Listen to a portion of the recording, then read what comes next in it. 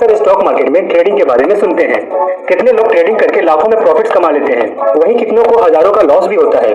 तो आखिर ट्रेडिंग होता क्या है?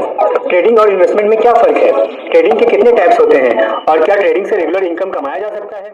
ठीक इसी तरह स्टॉक मार्केट में शेयर्स को बाय करना और जैसे ही उस शेयर की प्राइस बढ़ जाए उसे बेचकर प्रॉफिट कमाने को ही हम स्टॉक मार्केट में ट्रेडिंग कहते हैं। अब आप सोच रहे होंगे कि इन्वेस्टमेंट में भी तो यही होता है। दोस्तों आप सही भी हैं। दोस्तों इन्वेस्टमेंट में हम शेयर्स को लंबे समय तक होल्ड करते हैं, जैसे 1 साल, 5 साल या 10 साल। लेकिन ट्रेडिंग में हम शेयर्स को बहुत कम समय तक होल्ड करते हैं, जैसे 1 मिनट, 1 घंटा या कुछ महीने। इन्वेस्टमेंट में हम ध्यान से अच्छी कंपनियों के शेयर्स को बाय करते हैं, क्योंकि हम इन्वेस्टमेंट में कंपनियों के शेयर्स को लंबे समय तक होल्ड करते हैं। जबकि ट्रेडिंग में हम बिना कंपनी की डिटेल्स जाने बस प्राइस देखकर शेयर्स बाय करते हैं, क्योंकि ट्रेडिंग में हमें प्राइस के मूवमेंट से मतलब होता है और जैसे ही प्राइस बढ़ती है हम शेयर को बेचकर प्रॉफिट कमा लेते हैं। इन्वेस्टमेंट में पैसे लंबे समय में बनते हैं पर रिस्क कम होता है, क्योंकि हम अच्छी कंपनियों के शेयर्स को बाय करते हैं। वहीं ट्रेडिंग में पैसे बहुत जल्दी बन जाते हैं, पर यहाँ रिस्क थोड़ा ज्यादा होता है, क्योंकि प्राइस की मूवमेंट शॉर्ट टर्म में रैंडम होती है। दोस्तों इन्वेस्टमेंट और ट्रेडिंग में सबसे बड़ा फर्क नजरिए का होता है।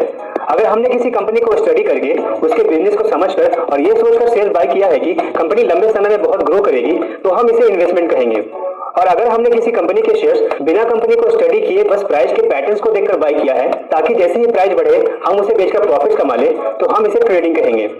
दोस्तों कंपनियों को ध्यान से स्टडी करना और उनके बिजनेस को समझने को हम फंडामेंटल एनालिसिस कहते हैं, और हमें इन्वेस्टमेंट करने से पहले कंपनी का फंडामेंटल एनालिसिस जरूर करना चाहिए।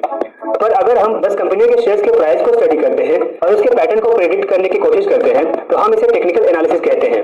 और हमें ट्रेडिंग करने से पहले शेयर्स का टेक्निकल एनालिसिस जरूर करना चाहिए। अगर आपको फंडामेंटल और टेक्निकल एनालिसिस के बारे में पता नहीं है, तो हमने इनके ऊपर एक वीडियो बनाया हुआ है, आप उस वीडियो को जरूर देखें। आइए अब चलते हैं तीसरे सवाल पर। ट्रेडिंग के कितने टाइप्स होते हैं?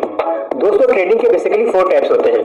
पहले टाइप की ट्रेडिंग को हम स्कैल्पिंग कहते हैं। इस तरह की ट्रेडिंग में हम शेयर्स को कुछ मिनट्स के लिए बाय करते हैं और जैसे ही प्राइस थोड़ी सी भी बढ़ती है हम उसे बेचकर प्रॉफिट्स कमा लेते हैं।